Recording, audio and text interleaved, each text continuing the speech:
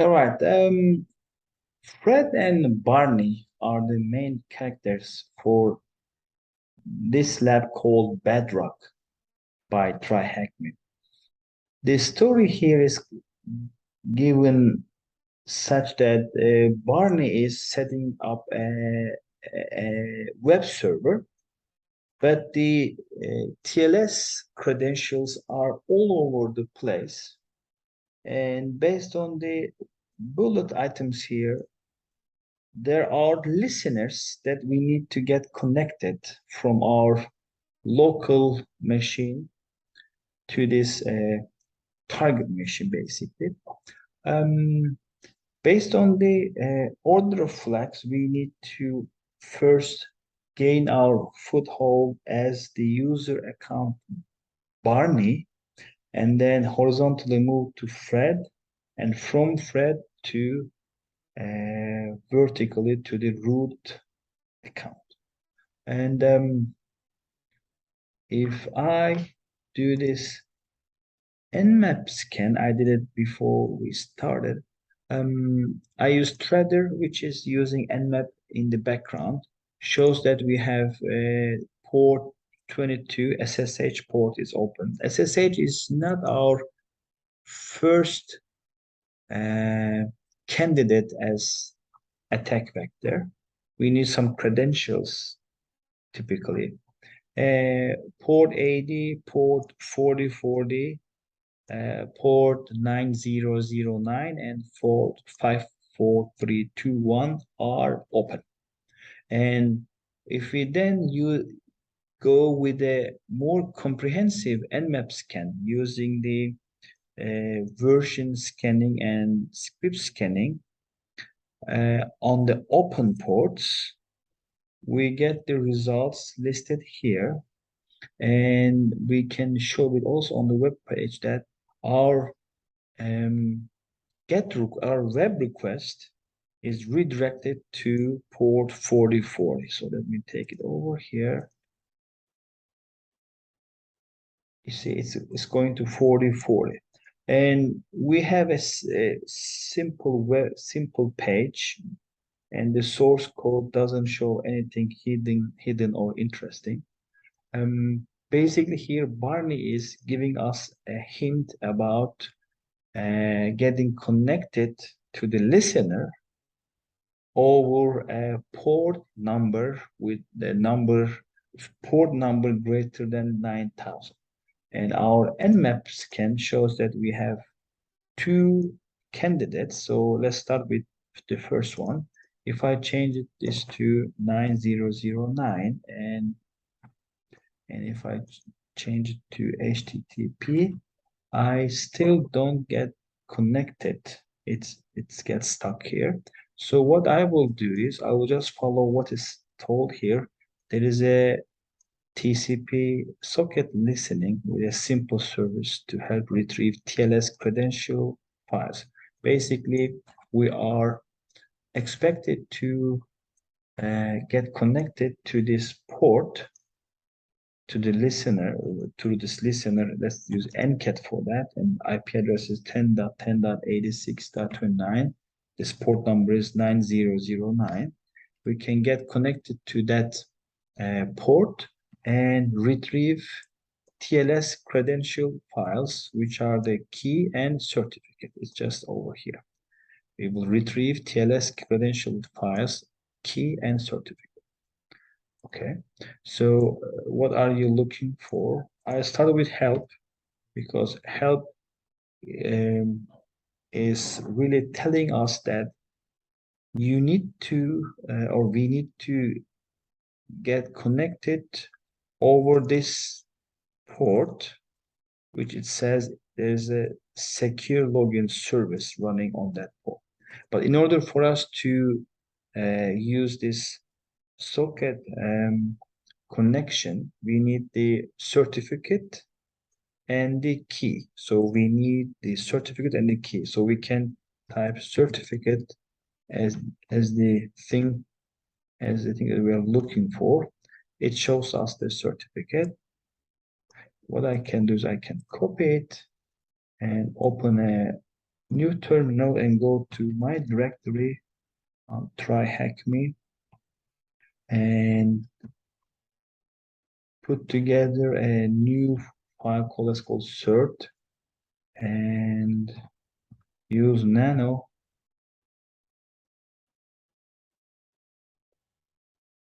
to paste, save, and here as the next item that we need, we can put key. That's the private key we need for this secure connection, secure tunnel. I will copy it, repeat the same process, touch key, nano key, paste, exit, save, yes. All right. So now we have the certificate and the key saved on this directory. Now we can copy this comment, copy, and modify it to include the machine IP, which is 10.10.86.29, and certificate. I call this file a certificate, and for the file name, I gave key for the key file. Well, basically, the socket is another type of listener, similar to NCAT, and these are typically used sysadmin tools. They just they can allow us to get a bidirectional connection between our local host and target machine. Here, we will basically have a secure connection, secure tunnel using the SSL credentials. So once I enter it, we get this connection and this Barney is authorized. So if I ask for help, it gives us the password for Barney. I copy it. Now I can start an SSH connection using Barney at 10.10.86.29. The password is that we just received. Okay, so now we gain our foothold as the user Barney on the machine, and we are in the home Barney directory, and we have the Barney text, which is our first flag for this challenge. Copy, paste, submit. Okay, good. So we got that. Now it seems that we need to horizontally move to become the Fred user and get the password and the flag on the Fred directory, and then escalate to the root. Now I'm going back to where we are. Okay. So what we can do is we can look at what pseudo commands we can run to find us a spot to horizontally move. And I need the password for Barney, which is this one. Copy. All right. Well, basically, it shows that all users are allowed to execute this binary here. So with this sudo, so we can say sudo and user bin certutil. Certutil is this command line program where it shows or displays the key pairs and also the certificates. So we have two usage here. One is listing what is available or generating new key pair. So we can just list out ls. Okay, so we have the certificates for the Barney, and I think this is the set of the certificate and the key I generated by mistake and the Fred user. So what we will do is we will do the sudo user bin certutil. Okay, I will then cat out Fred uh, dot certificate dot pep. I'm just trying to see the content on the certificate, and the reason I will do that is I can copy them, copy the certificate and the private key, and try this connection using this socket. That's what we did for Barney. We can just repeat the process basically. All right.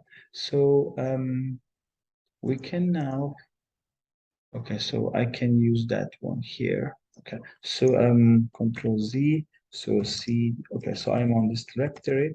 What I will do is I will get this private key. Oh, hold on, I'm generating here. I think I'm doing it right now. So let's continue with what I have done early on. I will now take the private key and copy it in my local machine, and I will give a name for this private key. I'll call it key Fred, nano key Fred, paste, exit, yes, do it in there, and I will do it for the certificate. Okay, touch cert Fred nano cert Fred, paste, save, yes. All right. Okay, so now I have the certificate and key for Fred user. So I can repeat this socket command, and instead of cert, I will use cert Fred, and instead of key, I will be using key Fred. I will, oops, I have a mistake here. Let me check very quick. Okay, so it is cert dash Fred and key dash Fred. All right. Okay, so I got it. And if I type in help as I did before for Barney, okay. Now I get the password for Fred. That's the password for Fred. I'll copy it and move it to sideways here. Now I am Barney, right? Let me erase what we have. So I am Barney now. So what I can do is I can just do that. All right. So I can change the user to Fred, so Fred, and if I put the password for Fred, I now am Fred. All right. So PW, so I'm the born Barney directory. So I will go back and then enter the Fred directory and see the file here. So Fred txt is probably the second flag we are after.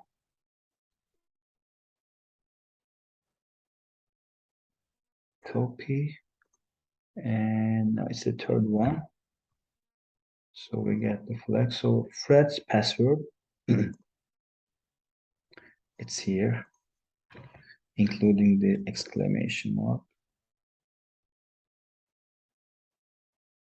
All right, that's good. Now, okay, so the last item is the root flag. And let's try to find our way to root user. So as thread, let's see what pseudo commands that we can execute. So all users, including Fred, can do user bean base 64 and on that txt file and using that binary. Okay, so basically all users can take the pass, which is probably the password of the root account, and apply a base 64 coding. All right, let's do that. Base 64 coding, copy,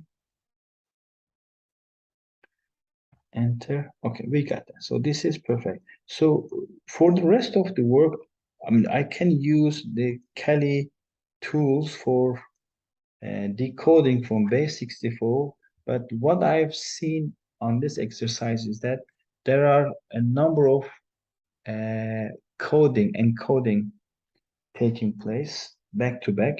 So what we can do is I can go to this famous Cyberchef and get the help on this technique to decrypt,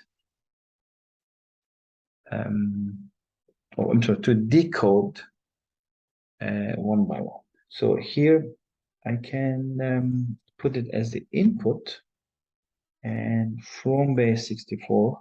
So this input here, which is that one here. So this is the base 64 encoded root password. If we do decode from base 64, this is what we get. So I will take it, copy, and I will put it into the input side and remove everything to not to give any bias. And Cyberchef does its own check and give this magic feedback, meaning that there has been a base 32 encoding on that. So we will be doing this decoding. So here it does this decoding from base 632. That's what it gets, right? So I will copy it. I will put it to input again, and I'm sorry, copy it and paste it. All right. Paste it, okay, and remove all the recipes. And this time Cyberchef cannot provide us anything further, so there is not much help from Cyberchef anymore for understanding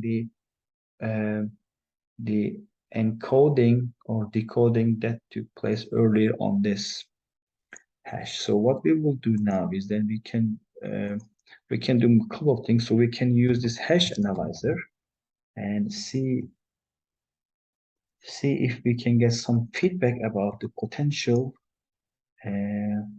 hash type, and it says MD5. Okay, good. So this is useful. So we can use this crack station and use that hash, and we're not robots here, taxi here, here. That's all.